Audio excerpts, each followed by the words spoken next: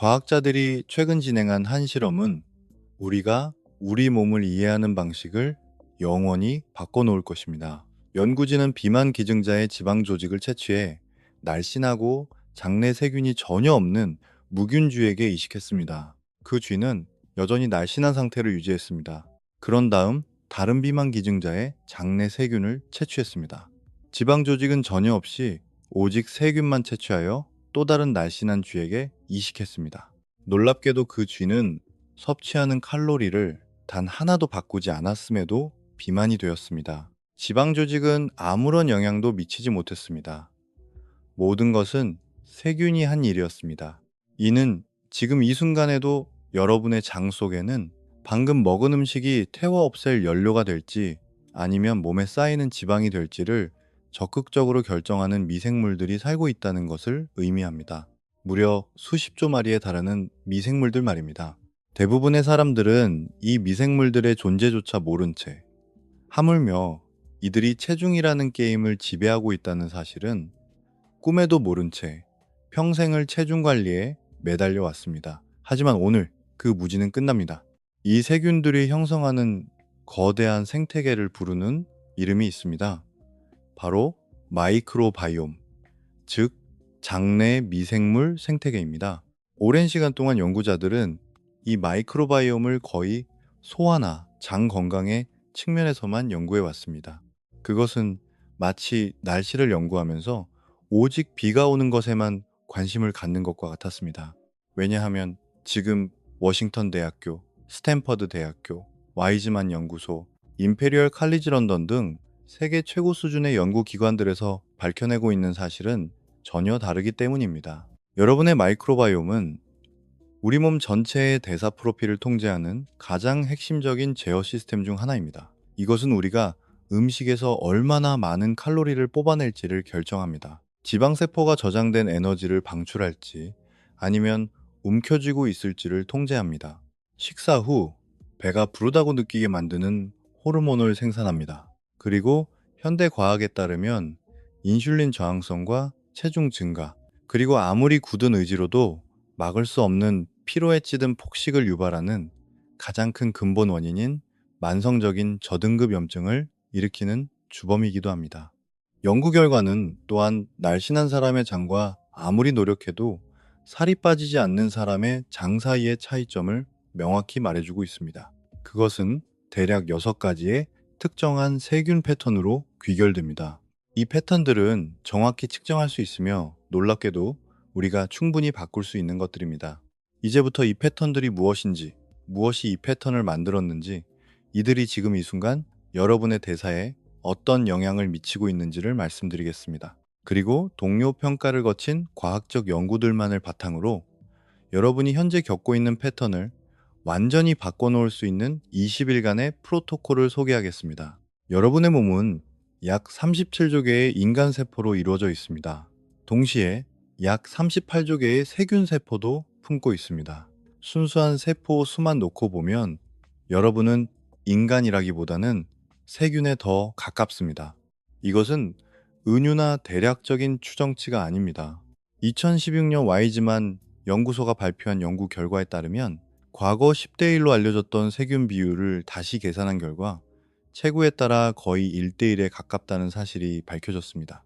이 세균들의 거의 대부분은 단 한 곳, 여러분의 대장 끝부분인 1.5m 길이의 결장에 살고 있습니다. 과거에는 장내 세균을 마치 정원을 장식하는 식물처럼 플로라라고 불렀습니다. 하지만 진지한 연구자들은 2016년경부터 이 단어를 사용하지 않게 되었습니다. 왜냐하면 여러분의 장 속에 살고 있는 것은 단순한 장식품이 아니기 때문입니다. 그것은 신진대사에 미치는 영향력 면에서 다른 거의 모든 장기 시스템을 압도할 만큼 기능적입니다. 여러분의 장내 마이크로바이옴의 무게는 대략 1.5kg으로 간과 비슷합니다. 하지만 효소의 활동량만 놓고 보면 간, 신장, 소장을 모두 합친 것보다 더 많습니다. 마이크로바이옴은 B12, 엽산, 비타민 K 같은 비타민을 합성합니다. 지방 흡수를 조절하는 담즙산을 대사합니다. 신경 전달 물질의 전구체를 생산합니다. 체내 세로토닌의 약 90%가 장에서 만들어지며 장내 세균이 이 합성에 깊이 관여합니다. 하지만 오늘 이 이야기에서 가장 중요한 기능은 따로 있습니다. 여러분의 장내 세균은 체내 소화 효소가 분해하지 못하는 음식에서 칼로리를 추출해냅니다. 복합 탄수화물, 특정 식물성, 식이섬유, 저항성 전분 등이 그것입니다. 소장은 이것들을 소화시키지 못하고 그대로 통과시킵니다. 그러면 대장에 있는 장내 세균이 이를 포착합니다. 이때 여러분의 장에 어떤 종류의 세균이 살고 있느냐에 따라 결과는 극명하게 갈립니다. 어떤 세균들은 이 물질들로부터 엄청난 양의 칼로리를 뽑아내어 여러분의 혈류로 전달합니다. 반면 다른 세균들은 칼로리 추출은 최소화한 채 그대로 통과시키면서 대사를 적극적으로 개선하는 단쇄 지방산을 만들어냅니다. 여기서 대부분의 사람들이 한 번도 들어보지 못한 사실이 있습니다. 여러분의 장내 세균은 단순히 음식을 처리하기만 하는 것이 아닙니다. 이들은 연구자들이 장뇌축이라고 부르는 경로를 통해 여러분의 뇌와 직접 대화합니다. 이것은 장과 중추 신경계를 연결하는 양방향 신경 및 호르몬 고속도로입니다. 그리고 이 고속도로는 우리가 직관적으로 생각하는 것과는 다르게 작동합니다. 장뇌축을 오가는 신호의 90% 이상은 장에서 뇌로 올라가는 것이지 뇌에서 장으로 내려가는 것이 아닙니다. 즉, 뇌가 장에게 명령하는 것이 아니라 장이 뇌에게 무엇을 먹을지, 언제 멈출지, 무엇을 갈망할지를 지시하고 있는 것입니다. 여러분이 특정 음식을 간절히 원할 때 든든하게 식사를 하고도 1시간 만에 다시 배가 고플 때, 초가공식품을 향해 거의 강박적으로 끌릴 때, 이 모든 것의 상당 부분은 장내 세균들이 자신들이 번식하기 좋은 먹이를 달라고 여러분의 중추 신경계에 신호를 보내기 때문입니다. 당분을 먹고 사는 세균은 당분을 달라고 신호를 보냅니다. 포만감 호르몬을 만드는 세균은 제 역할을 하기 위해 식이섬유를 요구합니다. 여러분의 의지력과 식욕 사이의 전쟁은 사실상 자신들이 좋아하는 먹이를 차지하려는 장내 세균 집단 간의 전쟁인 셈입니다. 이 사실을 이해하면 다이어트의 전략이 완전히 바뀝니다. 여러분이 싸워야 할 대상은 스스로의 나약함이 아닙니다. 오직 자신들의 생존과 번식에만 최적화된 세균 생태계와 싸우는 것입니다. 그리고 정말 놀랍고도 기쁜 소식은 이 세균 생태계가 여러분이 주는 먹이에 따라 불과 며칠 만에 반응한다는 것입니다. 몇 달이 아닙니다. 단 며칠입니다. 하지만 그들에게 무엇을 먹여야 할지 알기 위해서는 먼저 무엇이 잘못되었는지를 이해해야 합니다. 그 시작은 대부분의 사람들이 한 번도 들어보지 못한 2가지 세균 가문, 그리고 현대 사회에서 가장 강화되고 있는 지방 축적의 원인인 세균 비율의 역전 현상에 있습니다. 2006년 워싱턴 대학교 의과대학 연구팀은 세계적인 학술지 네이처에 비만 연구의 흐름을 근본적으로 바꿔놓은 논문을 발표했습니다. 그들은 비만쥐와 날씬한쥐의 장내 세균 구성을 비교했고, 일관되고 반복적으로 나타나는 한 가지 패턴을 발견했습니다. 비만쥐들은 날씬한 대사 프로필과 밀접하게 연관된 세균 가문인 박테로이데테스가 50%나 적었습니다. 반대로 퍼미큐티스라는 가문의 세균은 50%더 많았습니다. 한국에서는 흔히 뚱복륜이라 부르는 바로 그 세균입니다. 그 후 연구진은 이식 실험을 진행했습니다. 비만주의 마이크로바이옴을 채취해 장내 세균이 전혀 없는 무균 상태의 날씬한 쥐들에게 주입했습니다. 이 쥐들은 먹는 양을 늘리지도 않았고 유전적인 변화도 없었지만 오직 세균 하나 바뀌었을 뿐인데 불과 2주 만에 체지방이 60%나 증가했습니다.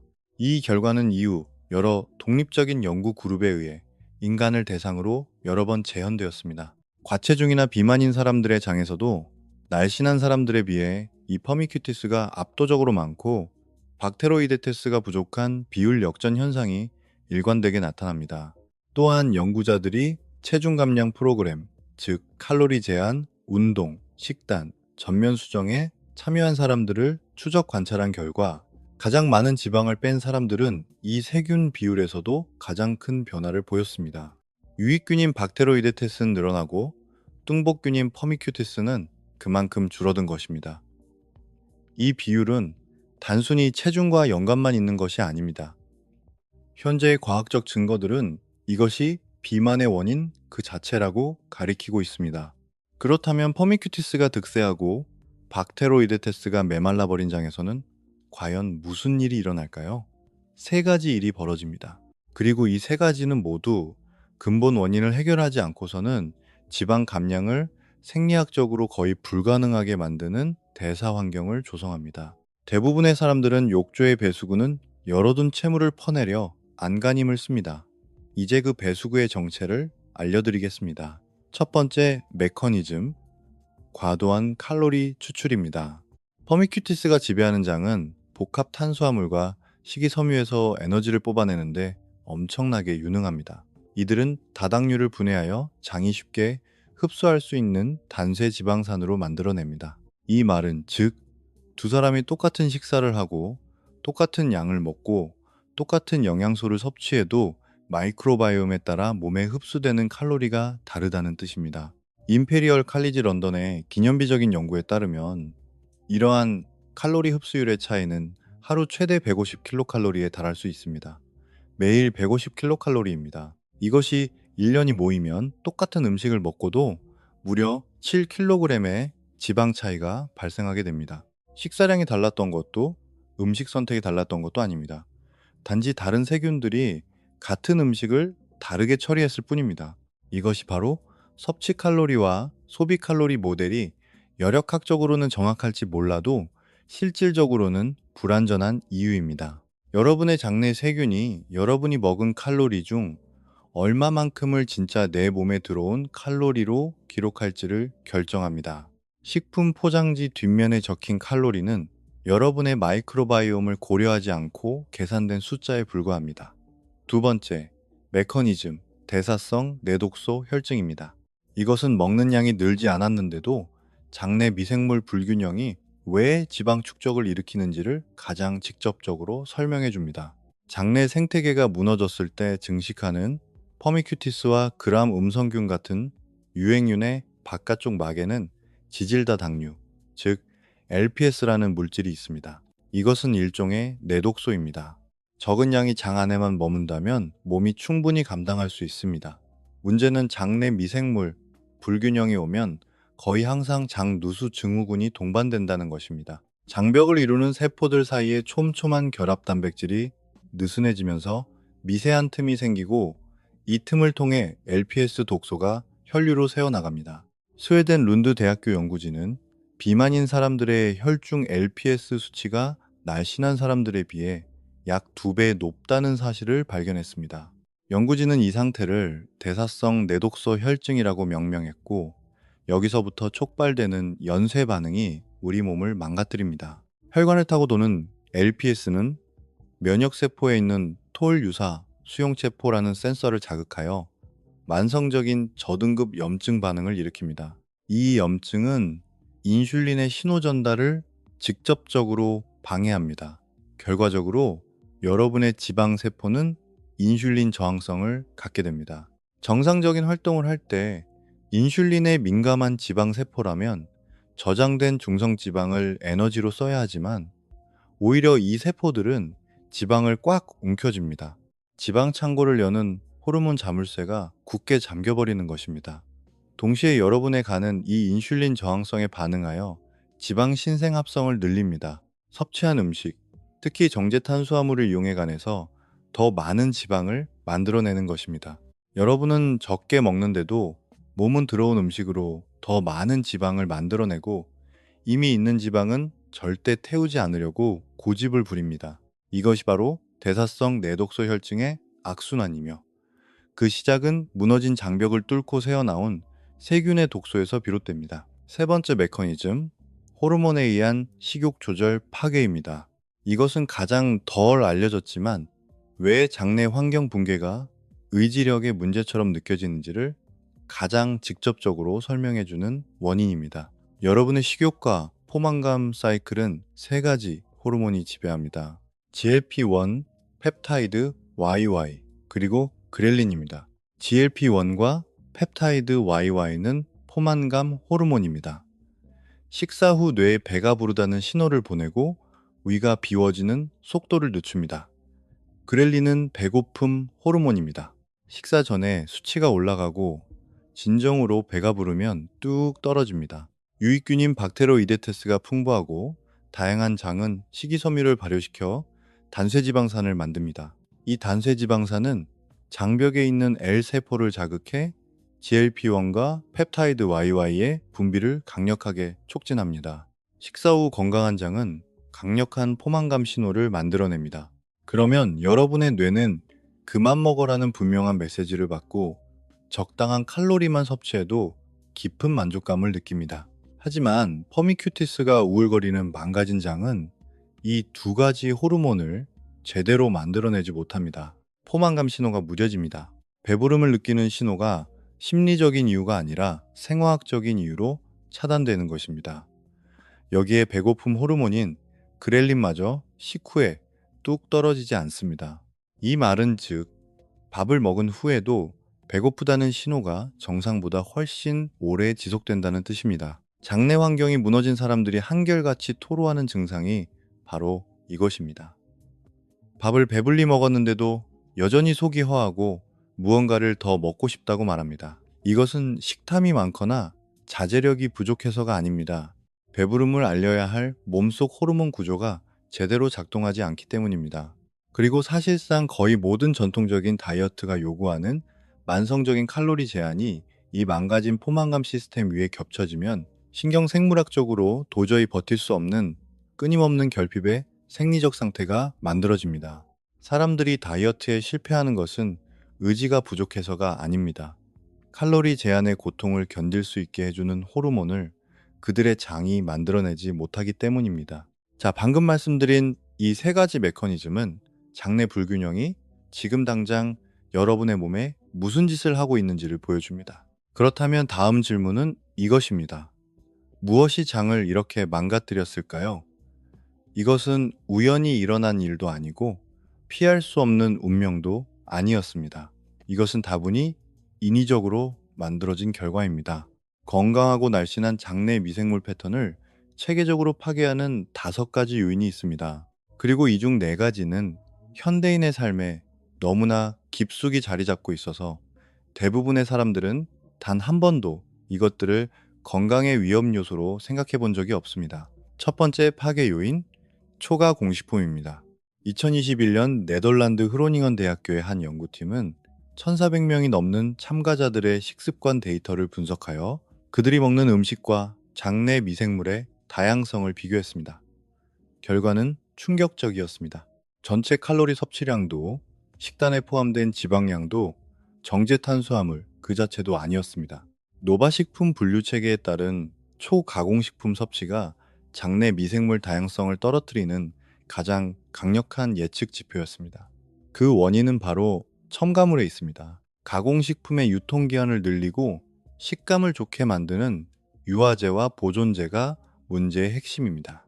시판 아이스크림, 샐러드 드레싱, 베이커리 제품 등 수십 가지 식품에 사용되는 폴리소르베이트 80은 동물 실험 결과 장내 미생물 다양성을 최대 40%까지 감소시키는 것으로 나타났습니다. 건강했던 장에 저등급 염증을 유발하기도 했습니다. 또 다른 흔한 유화제인 카복시메틸셀룰로스 역시 비슷한 악영향을 미칩니다. 이러한 화합물들은 우리의 소화 시스템에서는 아무 반응을 일으키지 않습니다. 인체 소화 효소로는 분해되지 않지만 장내 세균과는 상호작용을 합니다. 그리고 그 상호작용은 장에서 가장 보호막 역할을 하고 대사에 유익한 2가지 균종, 즉 비피도박테리움과 락토바실러스를 선택적으로 죽이는 치명적인 도구로 작용합니다. 반면 칼로리를 과잉 추출하고 LPS 독소를 만드는 퍼미큐티스 세균들은 이 화합물들을 훨씬 잘 견뎌냅니다. 초과 공식품은 단순히 영양가가 없는 텅 빈 음식이 아닙니다. 여러분의 장내 생태계를 살이 찌는 체질로 적극적으로 개조하고 있는 폭군입니다. 두 번째 파괴 요인, 항생제 남용입니다. 일반적인 광범위 항생제를 5일 동안 복용하면 장내 세균종의 약 30%가 무차별적으로 전멸합니다. 항생제는 감염을 일으키는 나쁜 병원균과 여러분의 신진대사를 책임지는 든든한 아군인 박테로이데테스, 비피도박테리움, 락토바실러스를 구별하지 못합니다. 그냥 광범위하게 다 죽여버립니다. 코펜하겐 대학교의 기념비적인 연구에서는 단 한 번의 항생제 치료 후 6개월 동안 참가자들의 장내 마이크로바이옴을 추적 관찰했습니다. 대부분의 세균은 6개월 안에 원래 상태로 회복되었지만 대사를 보호하는 9가지 핵심 균주들은 6개월이 지나도 여전히 자취를 감춘 상태였습니다. 어쩌면 더 치명적인 사실은 이것입니다. 치료에서 살아남은 내성균들이 텅 빈 생태계를 차지하며 번식하여 치료 전보다 다양성은 떨어지고 내성은 강해진 척박한 세균 군집을 만들어버린다는 것입니다. 오해하지 마십시오. 의학적으로 꼭 필요할 때 항생제를 쓰지 말라는 뜻이 결코 아닙니다. 항생제는 생명을 구합니다. 제가 드리고 싶은 말씀은 항생제 치료를 받을 때마다 여러분의 마이크로바이옴에는 눈에 보이는 때로는 영구적인 상처가 남는다는 사실입니다. 평균적인 어린이가만 18세가 되기 전까지 10번에서 20번의 항생제 처방을 받는 현대사회에서 이것이 장내 생태계에 미치는 누적된 영향은 실로 엄청납니다. 학계에서는 지난 40년간 소아 비만율의 급증이 항생제 처방률의 증가와 궤를 같이 한다는 점에 주목하고 있습니다. 세 번째 파괴 요인, 만성적인 심리적 스트레스입니다. 이 말을 들으면 많은 분들이 놀랍니다. 스트레스는 장이 아니라 마음의 문제라고 생각하기 때문입니다. 하지만 우리의 주된 스트레스 호르몬인 코르티솔은 장내 세균 구성에 직접적인 타격을 가합니다. 코르티솔 수치가 높아지면 장의 투과성이 증가합니다. 만성 스트레스 상태에서는 장점막 세포들 사이의 결합이 느슨해지고 그 틈이 벌어져 LPS 독소가 혈류로 쏟아져 들어갑니다. 이것이 바로 스트레스와 염증을 잇는 분자 수준의 연결고리입니다. 스트레스는 단지 기분만 나쁘게 하는 것이 아닙니다. 실제로 여러분의 장벽을 구조적으로 허물어뜨립니다. 코르티솔은 또한 락토바실러스의 증식을 선택적으로 억제합니다. 락토바실러스는 장내 산성도를 낮추어 나쁜 병원균의 과잉 증식을 막아주는 유익균입니다. 락토바실러스가 줄어들면 틈을 노리던 기회 감염균들이 폭발적으로 늘어납니다. 장을 지켜주던 방어막이 무너지면서 지독한 악순환의 고리가 시작됩니다. 장내 환경 붕괴로 인한 염증은 장내축 경로를 통해 코르티솔 수치를 더욱 끌어올리고 이는 다시 락토바실러스를 억제하여 불균형을 악화시키고 결국 염증은 걷잡을 수 없이 커집니다. 만성 스트레스는 정신 건강에만 나쁜 것이 아닙니다. 신진대사 장애를 막아주는 소중한 장내 세균들을 조직적으로 숙청하고 있는 것입니다. 네 번째 파괴 요인, 식이섬유의 결핍입니다. 이것은 모든 문제의 근간이 되는 가장 구조적인 원인입니다. 여러분의 장내 세균에게는 주식이 필요합니다. 여러분이 의식적으로 먹는 음식이 아니라 우리 몸의 소화 효소로는 분해할 수 없는 음식의 찌꺼기, 즉 식물성 식이섬유인 프리바이오틱스입니다. 식이섬유가 부족하면 이를 발효시켜 먹고 사는 박테로이데테스와 비피도박테리움 가문은 굶어 죽을 수밖에 없습니다. 유익균의 세력은 쪼그라듭니다. 반면 극단적으로 식이섬유가 부족한 환경에서도 장벽의 점액층까지 파먹으며 살아남을 수 있는 퍼미큐티스 같은 종들이 그 빈자리를 독차지합니다. 한국, 영국, 미국 등 현대 성인의 하루 평균 식이섬유 섭취량은 15에서 18g에 불과합니다. 전문가들이 권장하는 최소 섭취량은 30g입니다. 현대의 장내 미생물 불균형 패턴이 전혀 나타나지 않는 탄자니아의 현대 수렵 채집 부족을 연구해 보니 그들의 하루 평균 식이섬유 섭취량은 100에서 150g에 달했습니다. 현대인의 섭취량과 우리 장내 마이크로바이옴이 진화하며 적응해온 섭취량 사이에는 하루 약 100g이라는 거대한 격차가 존재합니다. 이것은 단순한 영양 부족이 아닙니다. 여러분의 장이 본래 가져야 할 생태계 능력의 극히 일부만으로 간신히 연명하고 있다는 뜻입니다. 그리고 그 열악한 환경 속에서 가장 잘 살아남는 세균이 바로 지방을 축적하는 세균들입니다. 다섯 번째 파괴 요인, 인공 감미료입니다. 이 분야는 지금도 활발히 연구가 진행 중이지만 지금까지 나온 단서들만으로도 반드시 짚고 넘어가야 할 만큼 매우 강력합니다. 생물학 분야에서 가장 엄격하기로 소문난 학술지 셀에 2022년 발표된 무작위 대조군 시험 결과가 있습니다. 연구진은 건강한 성인들에게 사카린, 수크랄로스, 아스파탐, 스테비아 등 가장 흔하게 쓰이는 4가지 인공감미료를 섭취하게 했습니다. 연구는 2주 동안 진행되었습니다. 불과 2주 만에 사카린과 수크랄로스를 먹은 많은 참가자들에게서 장내 마이크로바이옴 구성에 심각한 변화가 나타났습니다. 더욱 결정적인 것은 이 마이크로바이옴의 변화가 혈당 반응에 눈에 띄는 손상과 연관이 있었다는 사실입니다. 혈당 조절 능력이 악화된 것입니다.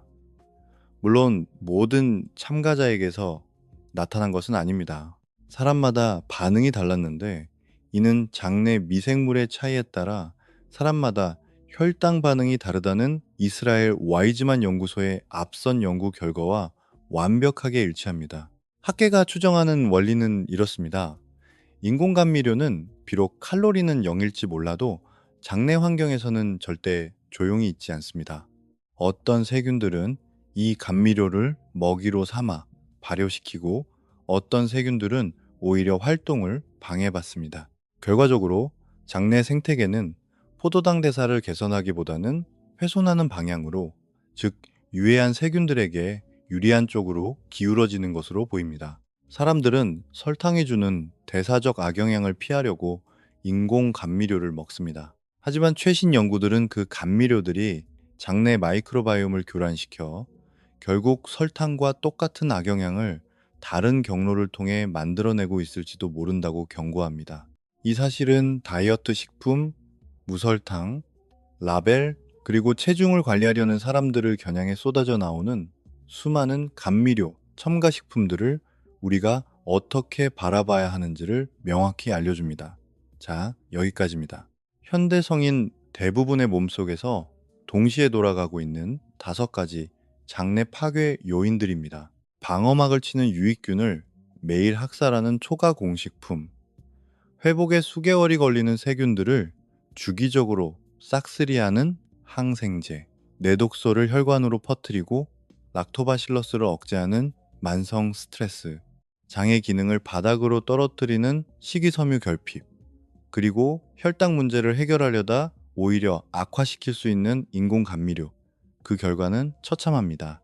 아무리 다이어트를 노력해도 몸매가 변하지 않는 사람들의 장에서 일관되게 발견되는 바로 그 패턴, 즉 뚱보균인 퍼미큐티스가 득세하고 독소인 LPS가 새어나가며 포만감 호르몬은 바닥을 치는 망가진 장이 완성되는 것입니다.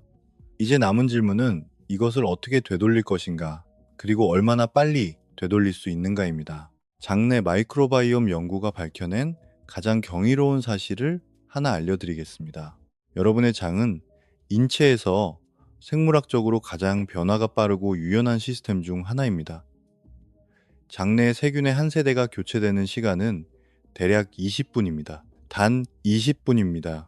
여러분의 장은 사람의 조직이 재생되는 것처럼 수십 년이라는 느린 시계를 따르지 않습니다. 여러분이 먹는 음식을 바꾸면 단 24시간에서 72시간, 즉 하루 이틀 만에 세균 군집이 눈에 띄게 변하는 것을 측정할 수 있을 만큼 초고속 생태계 사이클로 돌아갑니다. 2014년 하버드 대학교 연구팀이 네이처에 발표한 논문이 이를 직접적으로 증명합니다. 연구진은 참가자들에게 100% 채식 식단과 육식 식단을 번갈아 먹게 했습니다. 채식 식단으로 바꾼 지 단 하루 만에 장내 환경은 눈에 띄게 날씬균인 박테로이데테스가 풍부한 쪽으로 바뀌기 시작했습니다. 3일이 지나자 참가자 전원에게서 아주 크고 일관된 변화가 나타났습니다. 여러분의 장을 지배하는 세균을 측정 가능할 정도로 눈에 띄게 바꾸는 데 걸리는 시간 단 3일이면 충분합니다. 이제 소개해드릴 20일 리부트 프로토콜은 3가지 원리가 맞물려 돌아가며 작동합니다. 우리가 키우고 싶은 유익균에게 먹이를 줄 것, 새로운 세균종을 직접 투입할 것, 그리고 유익균을 끊임없이 죽이는 요인들을 제거할 것입니다. 이 세 가지가 동시에 실행될 때 강력한 시너지 효과가 폭발합니다. 첫 번째 원리, 식이섬유 사다리, 유익균인 박테로이데테스를 다시 장의 지배자로 만드는 방법입니다. 지금까지 발표된 수많은 논문을 통틀어 장내 마이크로바이옴을 살려내는 가장 강력하고 단일한 식이요법은 바로 식이섬유 섭취량을 늘리는 것입니다. 하지만 여기에는 다이어트 프로토콜이 성공하느냐, 아니면 지독한 복부 팽만감과 가스 때문에 4일 만에 포기하느냐를 가르는 아주 중요한 디테일이 숨어 있습니다. 문제의 핵심은 발효 속도입니다. 식이섬유의 종류에 따라 장에서 발효되는 속도가 다릅니다. 만약 예비운동격인 발효 속도가 느린 식이섬유를 거치지 않고 돼지 감자나 치커리처럼 발효 속도가 엄청나게 빠른 식이섬유인 이눌린을 갑자기 대량으로 밀어넣으면 어떻게 될까요? 갑자기 뷔페가 열린 세균들이 미친 듯이 발효를 시작하면서 엄청난 양의 가스를 뿜어냅니다. 이것은 진짜로 불편하고 때로는 극심한 통증까지 유발합니다. 대부분의 사람들은 이 통증을 겪고 나면 나는 식이섬유가 몸에 안 맞나 봐라고 오해합니다. 하지만 사실은 사다리를 건너뛰고 너무 급하게 올라갔을 뿐입니다. 식이섬유 사다리는 단계적으로 섭취량을 늘려가는 방법입니다. 첫째 주 목표는 수용성 식이섬유를 중심으로 하루 20에서 25g의 식이섬유를 섭취하는 것입니다. 귀리, 렌틸콩, 검은콩, 사과, 배, 그리고 차전자피가 아주 좋습니다. 수용성 식이섬유는 소화기관에서 끈적한 젤 형태로 변해 포도당 흡수를 늦춰줍니다. 동시에 적당한 속도로 발효되어 지나친 가스 없이 박테로이데테스 군집에 먹이를 공급하고 뷰티르산 생산을 자극합니다. 수용성 식이섬유가 발효될 때 만들어지는 뷰티르산은 대장 점막 세포들의 주된 에너지원입니다. 뿐만 아니라 뷰티르산은 면역세포의 GPR109에 이 수용체에 작용하여 LPS 독소가 촉발하는 염증 신호를 직접적으로 차단하는 역할도 합니다. 첫째 주에 가장 큰 성과는 장내 마이크로바이옴의 변화 그 자체가 아닙니다. 그동안 LPS 독소가 갉아먹었던 장벽을 튼튼하게 재건하고 인슐린 신호를 방해하던 염증의 불길을 잡기 시작하는 것입니다. 둘째 주에는 저항성 전분을 추가하여 하루 식이섬유 섭취 목표를 28에서 32g으로 올립니다. 저항성 전분은 소장에서 흡수되지 않고 대장까지 고스란히 살아서 도착합니다. 이것은 날씬한 체형, 인슐린 민감성 개선, 그리고 전신 염증 감소와 한결같이 연관되어 있는 유익균, 즉 비피도박테리움 롱검과 비피도박테리움 아돌센티스가 가장 좋아하는 먹이입니다. 어떻게 먹으면 좋을까요? 전날 밤에 미리 쌀이나 감자로 밥을 지어두고 다음날 차갑게 식힌 상태나 살짝 데워서 드시면 됩니다. 밥을 짓고 식히는 과정에서 일반 전분의 상당 부분이 소화되지 않는 저항성 전분으로 바뀝니다. 살짝 덜 익어 푸른빛이 도는 바나나, 흰 강낭콩, 조리 후 식힌 파스타도 아주 훌륭한 공급원입니다. 셋째 주에는 섭취량을 35에서 40g까지 늘리고 이눌린이 풍부한 프리바이오틱 채소들을 투입합니다. 한국인의 밥상에 자주 오르는 익힌 대파, 마늘, 양파, 그리고 민들레 잎이나 소량의 돼지 감자가 좋습니다. 이 채소들에는 락토바실러스와 아커만시아 뮤시니필라를 폭발적으로 증식시키는 최고의 먹이인 프록토올리고당과 이눌린이 가득합니다. 단, 처음에는 양을 적게 시작해야 합니다. 특히 돼지 감자는 발효 속도가 워낙 빨라서 한꺼번에 많이 먹으면 심각한 복통을 유발할 수 있습니다. 한 그릇을 다 먹지 말고 익힌 돼지 감자 한 숟가락으로 조심스럽게 시작하십시오.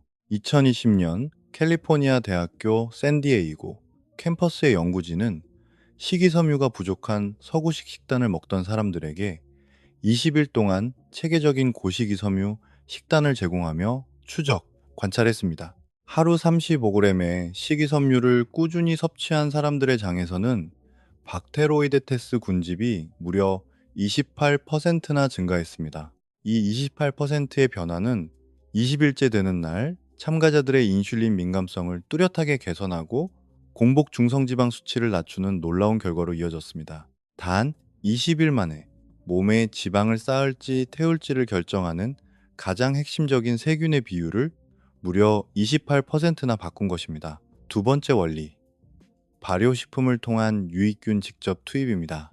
시중에 파는 프로바이오틱스 영양제가 과연 장에 제대로 정착할 수 있느냐에 대해서는 과학계에서도 아직 팽팽한 논쟁이 있습니다. 세계 최고의 마이크로바이옴 연구팀 중 하나인 스탠퍼드 대학교 소넨버그 연구소팀을 비롯한 학계의 현재 합의는 이렇습니다.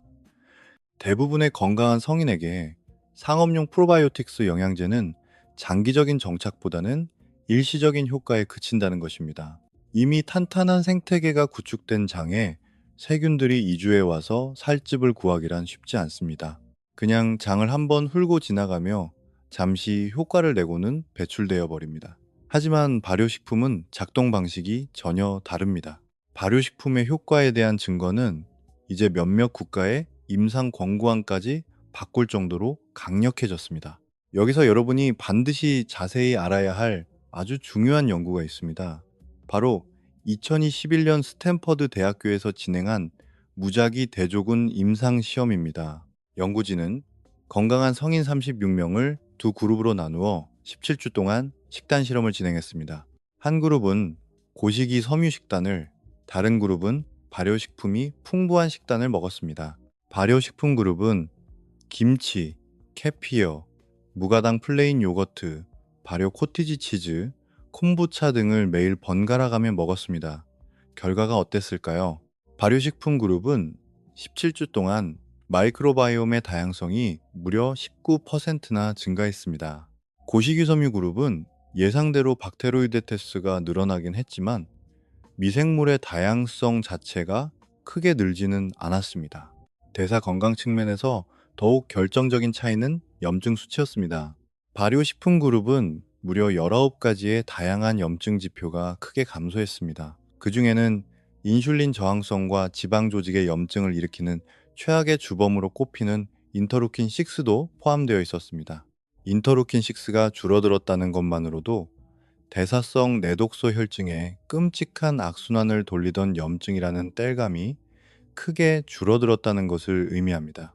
결론적으로 고식이 섬유와 발효식품의 결합이야말로 기적의 시너지 효과를 만들어내는 열쇠입니다. 식이섬유는 세균에게 밥을 주고 발효식품은 새로운 유익균들을 장에 투입함과 동시에 세균들만으로는 도저히 해낼 수 없는 강력한 염증 억제 효과를 발휘합니다.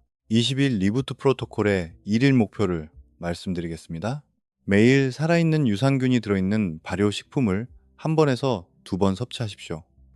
어떤 음식이 좋을까요? 설탕이나 향이 첨가되지 않은 포장지에 살아있는 유산균이 들어있다고 명시된 플레인 원유, 요거트가 좋습니다. 유산균의 효능을 다 빼버린 저지방 제품은 안 됩니다.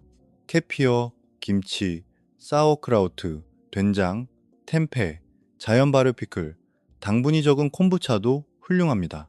피해야 할 것은 무엇일까요? 살균 과정을 거친 모든 발효식품입니다.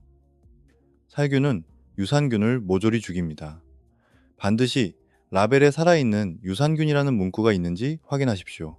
그리고 대부분의 사람들이 그 놀라운 효능을 잘 모르는 강력한 프리바이오틱스, 바로 폴리페놀입니다. 폴리페놀은 베리류, 카카오 함량이 70% 이상인 다크 초콜릿, 녹차, 엑스트라 버진, 올리브 오일, 적포도, 석류, 그리고 대부분의 허브와 향신료에 풍부하게 들어있는 식물성 화합물입니다.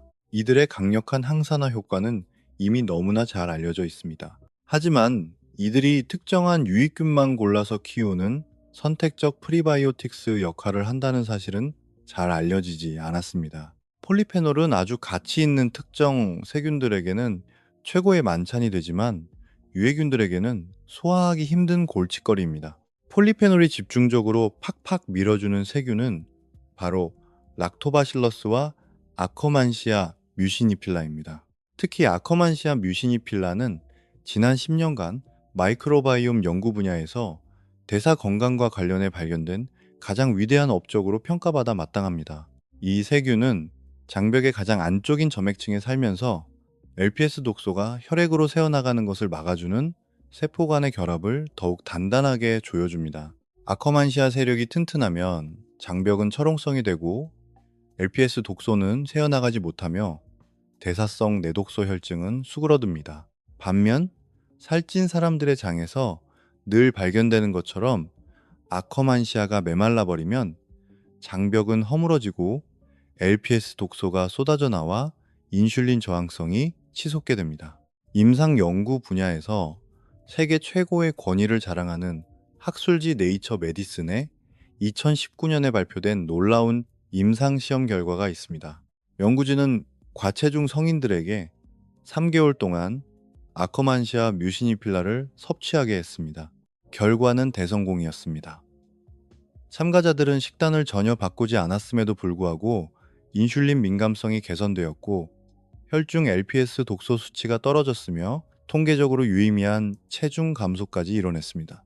안타깝게도 현재 대부분의 국가에서는 아커만시아를 영양제 형태로 구매하기 어렵습니다. 하지만 낙담할 필요는 없습니다. 우리가 직접 장에서 키워내면 되니까요.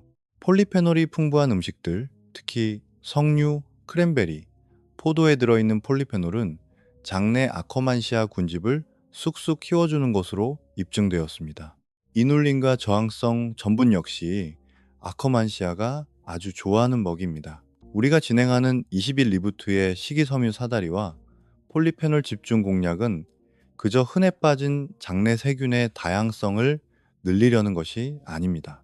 우리의 신진대사를 가장 확실하게 보호해줄 최정예의 세균 군단을 콕 집어서 육성하는 정밀 타격 전략입니다. 세 번째 원리, 파괴 요인 제거하기입니다. 아무리 식이섬유 사다리를 완벽하게 우르고 발효식품을 꼬박꼬박 챙겨 먹는다 해도 장을 파괴하는 요인들을 그대로 방치한다면 밑 빠진 독에 물 붓기일 뿐입니다. 애써 지어놓은 집을 실시간으로 부수고 있는 꼴이니까요. 20일 리부트 기간 동안 장이 스스로 회복할 수 있도록 틈을 주려면 가장 치명적인 세 가지 파괴 요인을 반드시 줄여야 합니다. 첫째, 유화제가 들어간 초과 공식품입니다. 성분표에 폴리소르베이트 80, 카복시메틸셀룰로스, 카라기난이 적혀 있다면 무조건 피하십시오. 포장된 모든 음식을 완벽하게 끊으라는 무리한 요구가 아닙니다. 비피도박테리움과 락토바실러스만 골라서 죽이는 이 악랄한 화합물들의 섭취를 의미 있는 수준으로 팍 줄이라는 뜻입니다. 둘째, 셀 저널의 최신 연구를 바탕으로 사카린과 수크랄로스 같은 인공 감미료를 피하십시오. 대신 신선한 과일이나 소량의 꿀을 먹거나 아니면 그냥 단 음식과 음료 자체를 전반적으로 줄이는 것이 좋습니다. 셋째, 과도한 음주입니다. 여러 대규모 인구 추정 연구에 따르면 일주일에 4잔 이상의 술을 마시는 것은 박테로이데테스의 감소와 뚜렷한 상관관계가 있습니다. 20일 동안 술을 줄이라는 것은 평생 수도승처럼 살라는 뜻이 아닙니다. 여러분의 장이 숨통을 트고 회복할 수 있는 골든타임을 만들어주자는 것입니다.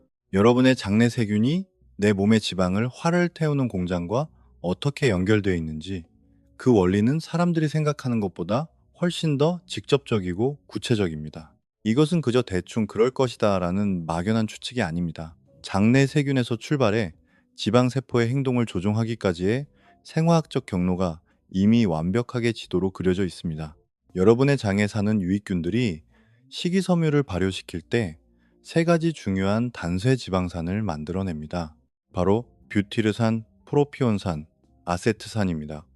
이 셋은 각각 우리의 신진대사에 엄청난 영향을 미칩니다.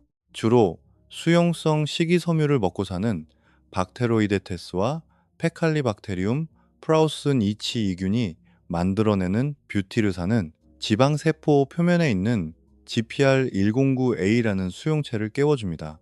이 수용체가 활성화되면 인슐린 저항성을 유발하는 지방 조직 내의 염증 신호가 싹 가라앉습니다. 지방의 염증이 줄어들면 어떤 일이 벌어질까요?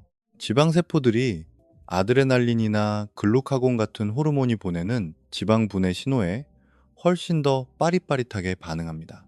창고에 쌓아둔 중성지방을 분해해서 연료로 쓰기 위해 혈관으로 뿜어내는 것입니다. 쉽게 말해 장내 세균이 만들어낸 뷰티르산이 바로 굳게 닫힌 지방 창고의 문을 활짝 열어젖히는 첫 번째 열쇠인 셈입니다. 박테로이데테스가 저항성 전분을 발효시킬 때 집중적으로 만들어지는 프로피온산은 두 가지 결정적인 대사 임무를 수행합니다. 첫째, 간에게 중성지방 합성을 당장 줄이라고 명령합니다. 둘째, 지방을 창고에 처박아 두는 대신 연료로 활활 태워버리는 과정에 관여하는 유전자들의 발현을 증폭시킵니다. 퍼미큐티스가 장악하고 박테로이데테스가 쫓겨난 장을 가진 사람들이 똑같은 칼로리를 먹고도 중성지방 수치가 치솟고 지방이 더 많이 쌓이는 이유가 바로 여기에 있습니다. 지방을 태우는 유전자의 스위치를 켜줄 프로피온산을 충분히 만들어내지 못하기 때문입니다. 세 번째 메커니즘은 GLP-1입니다. 이것은 지난 10년간 제약 업계를 뒤흔들었던 가장 상업적으로 성공한 다이어트 약의 원리와 직접적으로 맞닿아 있습니다. GLP-1은 글루카곤 유사 펩타이드 1의 약자입니다. 거대 제약사들이 오젬픽이나 위고비의 주성분인 세마글루타이드처럼 인공적으로 합성해내어 비만 환자들의 살을 빼준 바로 그 기적의 호르몬입니다.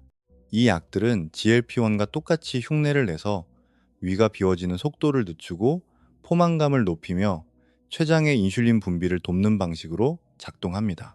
그런데 여러분의 장내 세균, 정확히는 박테로이데테스, 비피도박테리움, 그리고 몇몇 락토바실러스 종들이 인돌과 단쇄지방산이라는 물질을 만들어 장벽의 L 세포를 자극하면 놀랍게도 우리 몸에서 천연 GLP-1이 뿜어져 나옵니다.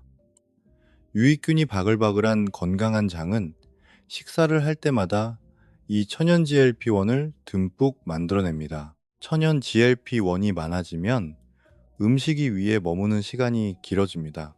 즉, 조금만 먹어도 오랫동안 든든하다는 뜻입니다. 혈액으로 포도당이 천천히 스며들어 혈당 조절 능력도 눈에 띄게 좋아지고 췌장도 가장 이상적인 타이밍에 인슐린을 분비하게 됩니다. 반대로 L세포를 자극할 유익균이 싹 말라버린 병든 장은 천연 GLP-1을 제대로 찔끔찔끔 밖에는 만들어내지 못합니다. 장이 망가진 사람들이 밥을 먹고 돌아서자마자 다시 배가 고픈 이유가 바로 이것입니다.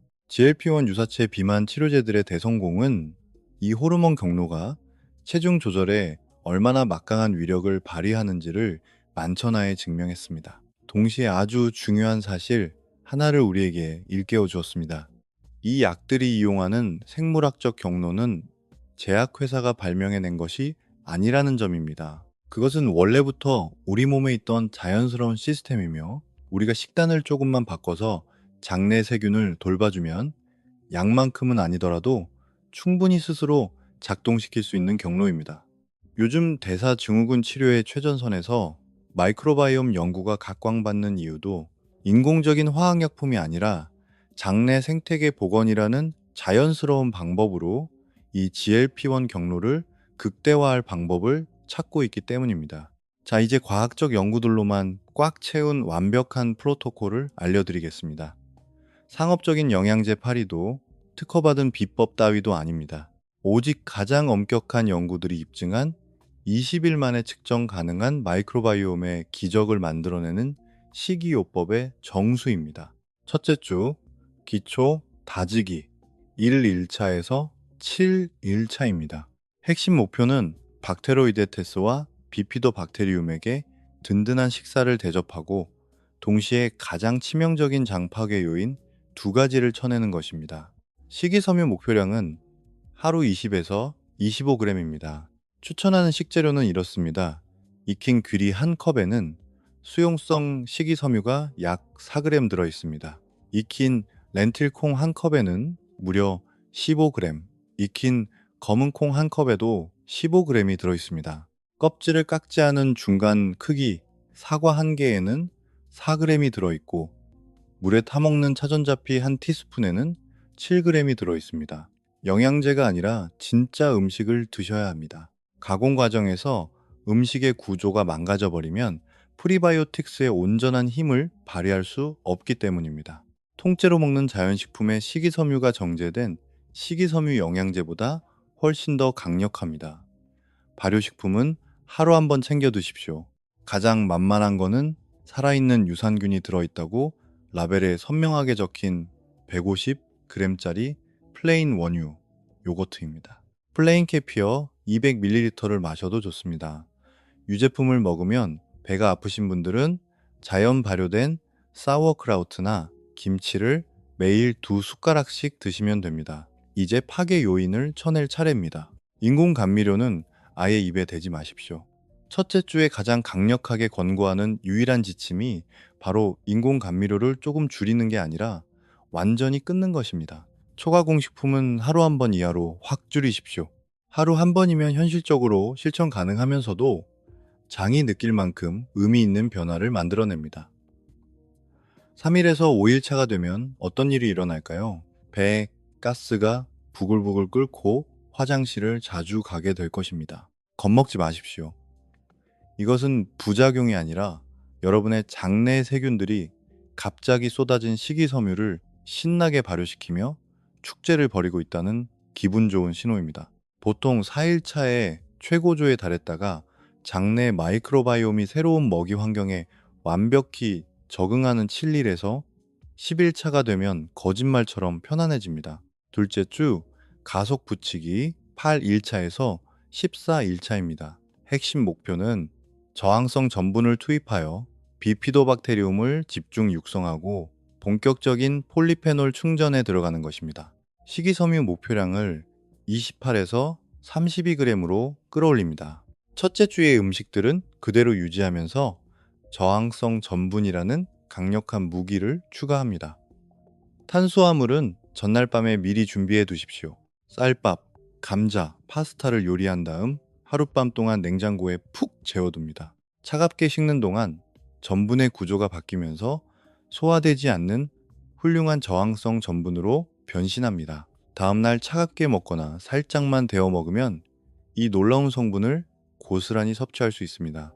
약간 덜 익어 푸릇푸릇한 기운이 도는 바나나 한 개에도 3에서 5g의 저항성 전분이 들어있으니 꼭 챙겨 드십시오. 이제 폴리페놀 집중 충전입니다. 다음 목록 중 하나를 매일 챙겨 드십시오. 블루베리, 라즈베리, 블랙베리 같은 베리류를 한 줌 듬뿍 드시거나 카카오 함량 70% 이상의 다크 초콜릿 한두 조각을 드십시오. 엑스트라 버진 올리브 오일 한 숟가락, 녹차 2잔 또는 설탕을 전혀 넣지 않은 100% 석류 주스, 작은 잔도 아주 훌륭합니다. 중요한 것은 여러 종류의 폴리페놀을 골고루 섭취하는 것입니다. 일주일 내내 돌아가며 다양한 종류를 섭취해야 아커만시아와 락토바실러스를 가장 효과적으로 키울 수 있습니다. 발효식품은 매일 한두 번씩 꾸준히 드십시오. 첫째 주에 요거트나 캐피어로 장을 잘 적응시켰다면 이제 파트너를 하나 더 들이십시오. 저녁 식사 때는 김치를 먹고 아침에는 캐피어를 마시는 식입니다. 하나의 발효식품만 고집하는 것보다 여러 종류를 섞어 먹을 때 장내 세균의 다양성이 훨씬 더 풍성해집니다. 10일에서 14일 차가 되면 어떤 변화가 찾아올까요? 식사와 식사 사이에 미친 듯이 밀려오던 배고픔이 싹 사라지는 것을 경험하는 분들이 많을 것입니다. 이것은 GLP-1 호르몬이 제대로 작동하기 시작했다는 증거입니다. 모두가 똑같은 시기에 느끼는 것은 아니지만 수많은 연구에서 일관되게 보고된 가장 확실한 마이크로바이옴 변화의 신호입니다. 셋째 주 폭발적 증식기 15일차에서 21일차입니다. 핵심 목표는 이눌린이 듬뿍 들어간 프리바이오틱스를 투입하여 락토바실러스와 아코만시아 뮤시니필라의 폭발적인 증식을 유도하는 것입니다. 식이섬유 목표량은 드디어 하루 35에서 40g 고지에 오릅니다. 새로운 원군이 합류합니다. 익힌 대파, 마늘, 양파를 요리에 아낌없이 팍팍 넣으십시오. 건강식품점에서 쉽게 구할 수 있는 민들레 잎도 샐러드로 생으로 먹거나 살짝 볶아서 몇 끼니 챙겨 드십시오. 그리고 대망의 돼지 감자입니다. 익힌 돼지 감자 딱 한 티스푼으로 조심스럽게 시작해서 아주 천천히 양을 늘리십시오. 돼지 감자는 우리가 흔히 먹는 음식 중에서 가장 강력하고 가장 빠르게 발효되는 이눌린의 보고입니다. 너무 많이 먹으면 엄청난 가스가 차서 고생할 수 있습니다. 하지만 딱 한 숟가락만으로도 복통 없이 아커만시아에게 최고의 만찬을 대접할 수 있습니다. 첫째 주와 둘째 주부터 이어온 발효식품, 폴리페놀, 저항성 전분은 절대 멈추지 말고 계속 달리십시오. 셋째 주가 되면 마이크로바이옴을 살려내는 세 가지 강력한 메커니즘이 최고 출력으로 동시에 돌아가게 됩니다. 마이크로바이옴의 다양성을 19%나 끌어올렸던 스탠퍼드 대학교의 발효식품 연구는 무려 17주 동안 진행되었습니다. 박테로이데테스 군집을 28%나 증가시켰던 캘리포니아 대학교 샌디에이고 캠퍼스의 연구는 식이섬유가 턱없이 부족했던 사람들을 대상으로 20일 만에 결과를 만들어냈습니다. 여러분이 얻게 될 결과는 지금 여러분의 장이 어떤 상태인지, 이 프로토콜을 얼마나 철저하게 지키는지, 그리고 장을 망가뜨리는 파괴 요인들을 얼마나 단호하게 끊어내는지에 따라 달라질 것입니다. 하지만 긍정적인 변화를 위한 생물학적 톱니바퀴는 단 3주 만에 확실하게 맞물려 돌아가기 시작할 것이며, 이는 수많은 독립적인 연구기관들을 통해 이미 과학적으로 증명되었습니다. 20일 리부트가 끝나면 우리의 대사는 어떻게 변할까요? 연구 결과가 예측하는 놀라운 변화는 다음과 같습니다. 첫째, 밥을 먹은 직후 혈당이 미친 듯이 솟구치는 증상이 확 줄어듭니다. 이것은요, 프로피온산과 GLP-1 호르몬이 합작해낸 통쾌한 승리입니다. 연속 혈당 측정기로 숫자를 눈으로 직접 확인할 수도 있지만, 밥만 먹고 나면 졸음이 쏟아지던 증상이나 오후 무렵 기운이 쭉 빠지던 끔찍한 피로감이 사라지는 것을 몸으로 먼저 느낄 것입니다. 둘째, 시도 때도 없이 밀려오던 거짓 배고픔이 사라집니다. 식사 시간이 다가오면 자연스럽게 느껴지고, 밥을 먹으면 깔끔하게 사라지는 진짜 배고픔이 아니라 무언가를 씹지 않고는 견딜 수 없는 화학적이고 집요한 가짜 배고픔 말입니다. 박테로이드 테스의 세력이 든든해지면서 GLP-1과 펩타이드 YY 호르몬이 제대로 작동하기 시작했다는 강력한 증거입니다. 셋째, 똑같이 운동을 해도 체형이 훨씬 더 예쁘고 탄탄하게 변합니다. 건강해진 장내 마이크로바이옴이 뿜어내는 뷰티르산과 프로피온산이 세포 단위에서부터 지방을 활활 태워버리는 유전자의 스위치를 켜주었기 때문입니다. 똑같은 시간, 똑같은 강도로 땀을 흘려도 더 많은 지방이 타올라 사라집니다. 넷째, 장이 문제일 거라고는 상상조차 못했던 이유 모를 염증 증상들이 소리 없이 사라집니다. 염증성 피부 트러블, 욱신거리는 관절통, 툭하면 깨는 수면장애, 오후만 되면 머리가 안개 낀 것처럼 멍해지는 브레인 포그, 매일 짓누르는 만성 피로까지. 이 모든 것들이 혈관을 타고 돌던 LPS 독소가 줄어들고 전신 염증이 가라앉으면서 나타나는 눈부신 나비 효과입니다. 20일 리부트가 극적인 전환점을 만들어 주었다면, 이제 이 멋진 상태를 평생 유지하기 위한 단 하나의 절대 원칙을 기억해야 합니다. 장내 미생물의 다양성은 오직 식단의 다양성에서 나옵니다. 식단의 질이 아무리 좋아도 다양성이 없으면 안 됩니다. 무조건 다양해야 합니다. 여러 국가에서만 1000명이 넘는 사람들을 대상으로 진행된 역사상 가장 거대한 마이크로바이옴 연구인 아메리칸 거트 프로젝트에서 다른 어떤 것보다 가장 일관되고 확실하게 증명된 사실이 하나 있습니다. 일주일에 30가지 이상의 다양한 식물성 식품을 섭취한 사람들은 10가지 이하로 먹은 사람들보다 장내 미생물의 다양성이 압도적으로 높았습니다. 마법의 숫자는 바로 일주일에 30가지 종류의 식물입니다. 식물성 식품설은 번이 아닙니다. 종류가 30가지여야 합니다. 브로콜리만 30번 먹는 것이 아니라 브로콜리, 케일, 시금치, 사과, 배, 귀리, 렌틸콩, 병아리콩, 아몬드, 호두, 아마씨, 마늘, 양파, 강황, 생강, 블루베리, 딸기, 토마토, 오이, 파프리카 등등 이런 식입니다. 각각의 식물들은 저마다 고유한 폴리페놀과 식이섬유를 품고 있어서 장 속에 사는 서로 다른 세균들에게 골고루 만찬을 제공합니다. 아무리 몸에 좋은 음식이라도 딱 10가지만 골라서 그것만 돌려 먹는다면 결국 그 10가지 음식만 처리할 줄 아는 반쪽짜리 장을 만들 뿐입니다. 30가지의 다양한 음식을 먹어야만 날씬한 대사 기능과 직결된 박테로이데테스, 아커만시아, 비피도박테리움이 풍성하게 우글거리는 깊고 탄탄한 생태계를 지켜낼 수 있습니다. 여기에 연구진이 강력하게 추천하는 3가지 장기 유지 비결을 더 알려드리겠습니다. 첫째, 꿀잠입니다. 여러분의 장내 세균들도 시계를 봅니다. 일주기 리듬이라는 생체 시계를 따릅니다. 호르몬을 만들고 소화를 돕는데 가장 핵심적인 세균들은 빛과 식사 시간에 맞춰 대략 24시간을 주기로 활발하게 움직입니다. 하루 수면 시간이 6시간도 안 되는 만성적인 수면 부족은 날씬균인 박테로이데테스를 갉아먹고 뚱복균인 퍼미큐티스를 기어오르게 만듭니다. 여러분이 20일 동안 죽어라 고쳐놓은 그 지긋지긋한 장내 불균형 패턴을 단숨에 부활시키는 것입니다. 단 하룻밤만 잠을 설쳐도 24시간에서 48시간 안에 장내 세균 구성이 꼬여버린다는 사실이 연구로 증명되었습니다. 수면은 장을 그냥 쉬게 두는 시간이 아닙니다. 장내 생태계를 재정비하는 가장 적극적이고 치열한 보수 작업 시간입니다.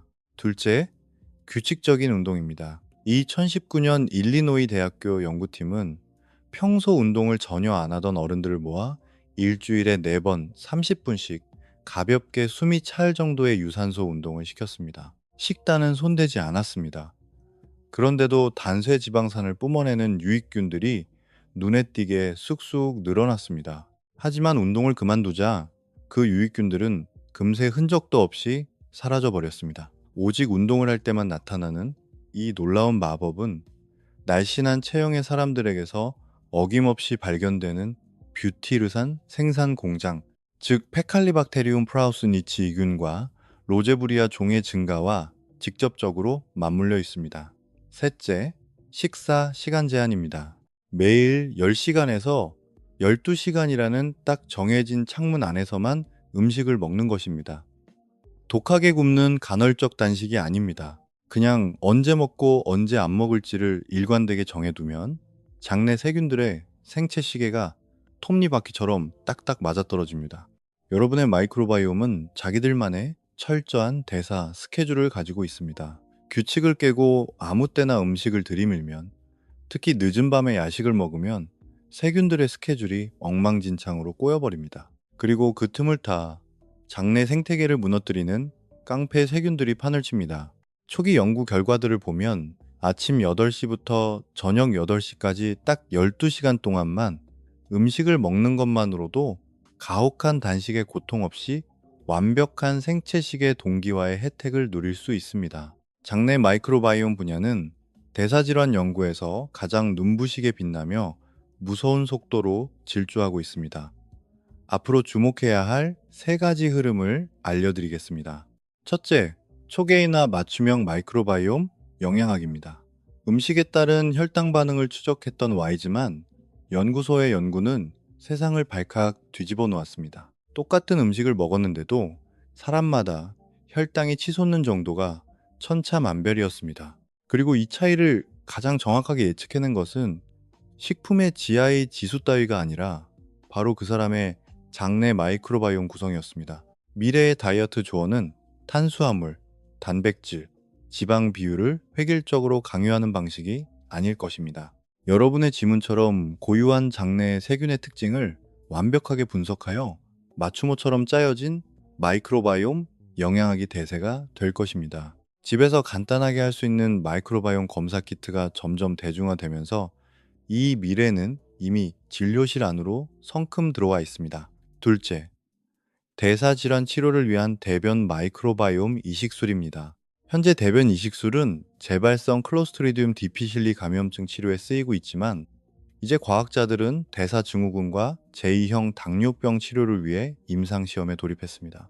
암스테르담 대학병원에서 진행된 초기 임상 결과는 충격적이었습니다. 날씬하고 대사가 건강한 사람의 대변을 비만 환자에게 이식했더니 식단을 전혀 바꾸지 않았는데도 몇 주에서 몇 달 동안 인슐린 민감성이 뚜렷하게 개선되었습니다. 마이크로바이옴이 신진대사를 좌지우지하는 절대적인 지배자라는 사실을 가장 높은 수준의 임상적 증거로 증명해낸 것입니다. 셋째, 장내 세균과 비만 치료제의 완벽한 결합입니다. 역사상 가장 돈을 많이 벌어들인 기적의 비만 치료제 GLP-1 유사체는 놀랍게도 여러분의 장내 세균이 만들어내는 호르몬을 똑같이 베낀 모조품에 불과합니다.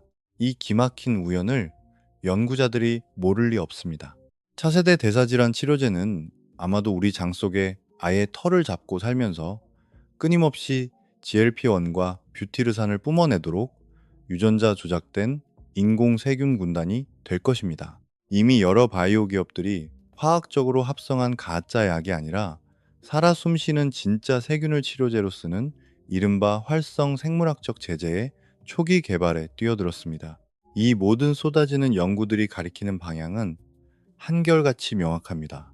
대사 건강은 철저하게 미생물의 문제이며 미생물의 문제는 미생물적인 방법으로 풀어야 한다는 것입니다. 우리가 체중에 대해 들어왔던 흔해 빠진 이야기들은 모두 틀렸습니다. 의지력이 부족해서 살이 찌는 것이 아닙니다. 막연한 기초 대사량 탓도 태어날 때부터 정해진 유전자 탓도 아닙니다. 물론 유전자도 어느 정도 영향은 있지만 결정적인 한 방은 따로 있습니다. 지금 당장 여러분의 뱃속에 누가 살고 있는가? 그 녀석들이 무슨 짓을 벌이고 있는가? 여러분이 지방을 저장하는 세균을 살찌우고 있는가? 아니면 지방을 태우는 세균을 굶기고 있는가? 허물어진 장벽에서 새어나온 독소가 만들어낸 만성적인 저등급 염증이 여러분이 뭘 먹고 얼마나 죽어라 운동하든 상관없이 지방 창고의 문을 굳게 걸어 잠그고 있는 것은 아닌가? 바로 이 질문들에 모든 해답이 있습니다. 이 사실을 깨닫는 순간 다이어트의 모든 전략은 뿌리부터 뒤집힙니다. 왜냐하면 세균들은 여러분이 주는 밥에 따라 단 며칠 만에 태도를 싹 바꾸기 때문입니다. 여러분의 장내 마이크로바이옴은 신진대사에 관여하는 모든 요소들 중에서 가장 통제하기 쉽고 가장 빠르게 변하는 치트키입니다. 타고난 유전자보다 굳어버린 호르몬 체계보다 훨씬 다루기 쉽고 기존 다이어트가 목숨 걸고 매달렸던 째째한 칼로리 계산 따위와는 비교도 안 될 만큼 막강한 파괴력을 지녔습니다. 여러분에게는 지금까지 꽁꽁 숨겨져 있던 비밀 장기가 하나 있습니다. 여러분이 태어난 그 순간부터 평생 동안 여러분의 배고픔을 조종하고 식탐을 부추기고 인슐린 민감성을 뒤흔들고 몸매를 조각해온 보이지 않는 지배자입니다. 그리고 그 누구도 이 무시무시한 진실을 말해주지 않았습니다. 과학이 진실을 찾아 헤매는 동안 사람들은 애꿎은 의지력을 탓하며 식판의 밥을 덜어내고 러닝머신 위에서 헛된 땀만 흘리고 있었습니다. 하지만 이제 과학은 마침내 그 정답을 찾아냈습니다. 이제 여러분도 그들의 존재를 알았습니다. 그들이 무엇을 갈망하는지도 알았습니다. 21 리부트는 한치의 오차도 없는 완벽한 식단을 요구하지 않습니다. 오직 4가지 핵심만 뚝심 있게 지켜내면 됩니다. 사다리를 타듯 서서히 늘려가는 식이섬유, 살아 숨쉬는 유산균이 듬뿍 담긴 발효식품, 세균들의 만찬이 될 다채로운 식물성 폴리페놀, 그리고 여러분의 든든한 방패막이 되어줄 유익균들을 무참히 짓밟는 유화제, 인공, 감미료, 과도한 알코올이라는 적들을 단호하게 쳐내는 것입니다. 내일 당장 식이섬유 사다리의 첫 계단을 밟으십시오. 플레인 요거트 하나, 사워크라우트 한 숟가락이라도 당장 추가하십시오. 베리류 한 줌을 입에 털어넣고 내 몸의 신진대사와 싸우는 멍청한 장이 아니라 내 몸의 지방을 활활 태워줄 강력한 엔진 같은 장을 당장 만들어 가십시오. 38주마리의 어마어마한 미생물 군단이 당신의 그 결단에 불과 이틀에서 사흘 만에 확실한 결과로 화답할 것이라고 최첨단 과학이 보증합니다. 자, 이제 그들에게 진짜 제대로 된 먹이를 줄 시간입니다.